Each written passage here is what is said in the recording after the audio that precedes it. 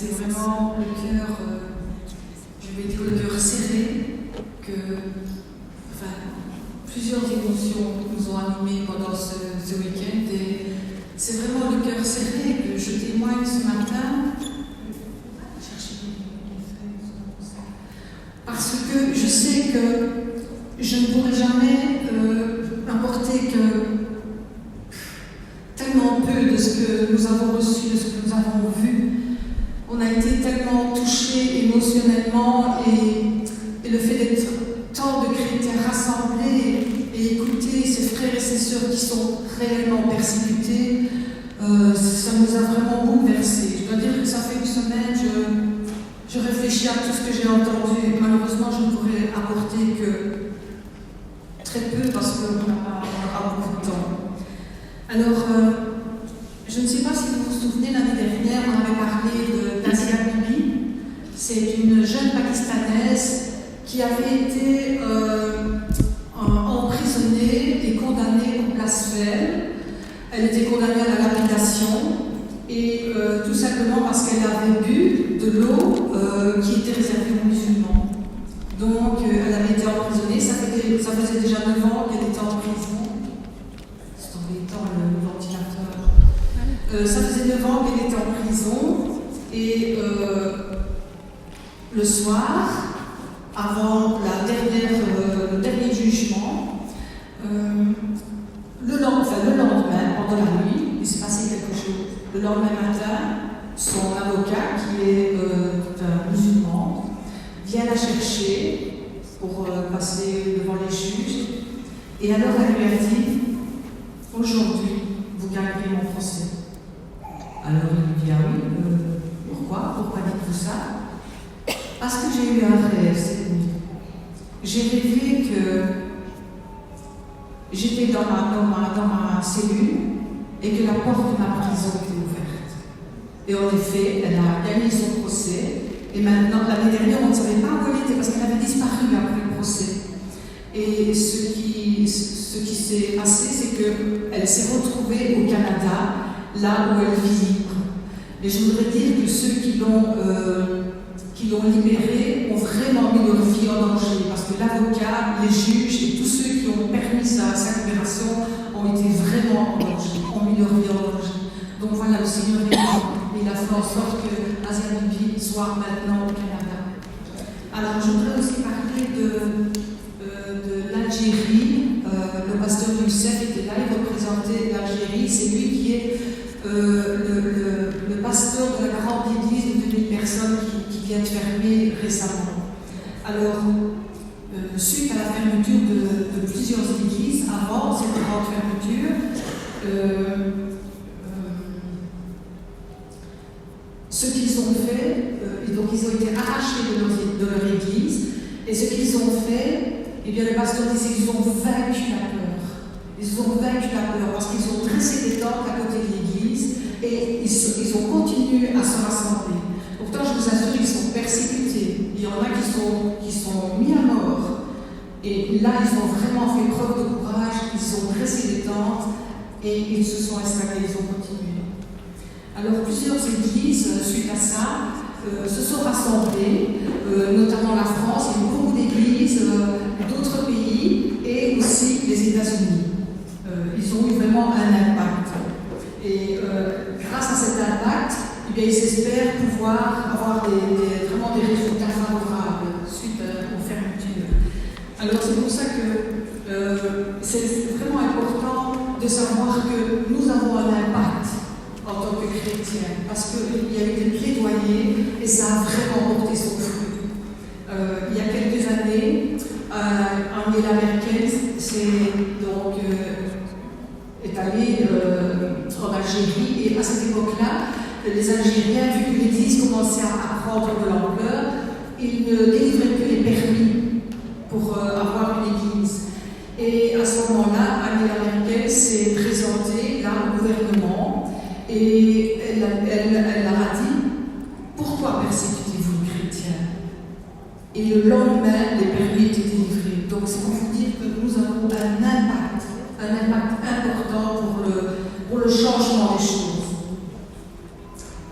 Alors,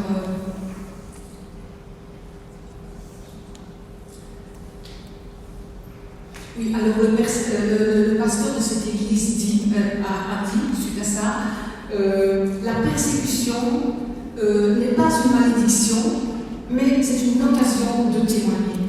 Et il rendait son témoignage, en quelques mots je peux vous dire, il disait que bien souvent, lui, il était mis en prison. Il était mis en prison parce qu'il parle beaucoup, mais seulement il a beaucoup d'influence dans d'autres pays. Donc, ils ne font pas grand-chose vis-à-vis de lui. Mais chaque fois qu'il entre dans le commissariat, à la police, eh bien, c'est comme si les policiers l'attendaient. Ils lui tendent une chaise, asseyez-vous, parlez, on vous écoute. Et là, ça lui a permis de distribuer des dizaines, des centaines de Bibles. Et puis, quand il était passé devant le juge, on voulait le faire taire, et le juge a dit non, laissez-le parler, parce qu'ils avaient envie d'entendre. Voilà, donc il affirme, ce pasteur-là affirme, il y a vraiment un réveil parmi les Algériens. Donc voilà, continuons. Et puis alors en Chine, pour la Chine, Julie Dian, c'est une jeune qui vient de Porte Ouverte et ça fait des années qu'elle travaille pour son peuple en Chine. Et bon, Nathan vient d'en parler, hein, ils sont surveillés, il y a des caméras. La vie est vraiment difficile. Ils ont peur les uns des autres parce qu'ils se trahissent même entre familles. Donc ils se méfient chacun les uns des autres. Mais alors elle nous a laissé un petit témoignage. En fait, les gouvernements aussi enlèvent toutes les croix qui sont au-dessus des églises. Et un jour, dans son église, une grande grue vient pour enlever la croix. Et à ce moment-là, il y a une explosion quelque part, donc la grue a dû partir, et ils sont restés comme ça, on n'a pas enlevé la croix, mais quelques temps après, ils sont revenus, toujours avec une grande grue. Et quand ils ont voulu enlever la croix, eh bien, la grue s'est cassée à plusieurs endroits. Alors ils sont partis, ils ne sont jamais revenus. Donc voilà, ils sont persécutés, mais ils voient des choses extraordinaires de la part de Dieu. Alors, le dernier témoignage en Colombie, c'est le pasteur Enrique. Lui, il est menacé de mort par la guérilla. C'est une région où vraiment la terreur règne. On tue n'importe qui pour n'importe quoi, et particulièrement les chrétiens. Parce que les chrétiens s'opposent à eux. Voilà, ils marchent à contre-courant. Et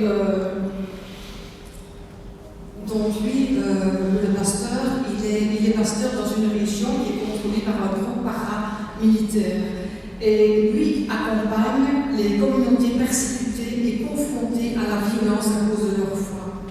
Donc là, puisqu'il y a énormément d'orphelins, lui, il était également orphelin, et il a été élevé chez sa grand-mère qui ne cessait de prier pour que Dieu leur apporte leur nourriture, parce qu'ils sont affamés, ils n'ont rien à manger, ils n'ont pas pour s'habiller. Et comme il y a beaucoup d'orphelins qui sont dans le besoin, et bien les paramilitaires en profitent pour les engager dans leur armée. Et ce que le pasteur et son équipe font, c'est essayer de mettre des maisons de refuge pour que ces jeunes n'entrent pas dans cette armée. Parce que là, on leur propose de la nourriture, le bien-être. Donc voilà, c'est le travail du pasteur américain. Et dans cette armée, il y avait un homme en particulier qui lui en voulait à mort et qui lui a dit « Moi, mon nom est Satan et je te détruirai ». Alors lui continuait, mais à un moment donné, les frères de l'église lui ont dit « Écoute, Enrique, il faut partir parce que ta vie, parce qu'il tirait dessus, il était soumis, il était arraché, il nous a expliqué un petit peu toutes les péripéties qu'il vivait. Et puis les frères lui ont dit « Écoute, Enrique, il est temps de partir parce que tu risques vraiment ta vie. » Et d'habitude, il dit je consulte toujours la parole de Dieu, mais là, je me suis dit je vais en parler à ma femme. Et alors il est venu, il en a parlé à sa femme, et sa femme lui a dit « Je préfère être la veuve d'un pasteur que la femme d'un homme sans courage. » Alors, donc il continue dans le service et prions pour lui parce qu'il était là, on disait Seigneur, il est là, mais pour combien de temps? Garde-le, voilà. Alors, il a appuyé sur ceci, porte ouverte, tous ceux qui nous aident, tous ceux qui sont engagés, eh bien c'est vous qui nous nourrissez. C'est vous, les vêtements que je porte, c'est vous qui nous les apportez. C'est vous mes frères, c'est vous ma famille. Et puis il a commencé, enfin il parlait en pleurant, je crois que toute l'assemblée, on était très touchés, très émotionnés. Alors voilà, ceux qui jouent des tas de témoignages, un merveilleux témoignage que je ne saurais pas raconter, mais vraiment c'est le plus beau, c'est celui qui m'a le plus marqué, c'est un témoignage d'humilité, de pardon. Quand je pense, je pleure. Alors, ce qui ressortait de leur témoignage, c'est leur courage, leur détermination, l'amour pour leur pays et pour tous ceux qui les persécutent. Alors, l'infinie reconnaissance, disons, pour l'œuvre de porte ouverte. Ils disent, vous êtes tous, ils ont dit ça, vous êtes notre famille. Vous nous donnez la force de tenir ferme. Nous ne sommes pas seuls. On a mis un seul mot, prier. Prier. Prier. C'est tout ce qu'ils ont dit, prier. Voilà, et un des responsables a dit, pour terminer, Dieu fait quelque chose d'unique dans toute l'histoire du monde musulman. Jamais il n'y a eu autant de musulmans qui se tournent vers Jésus.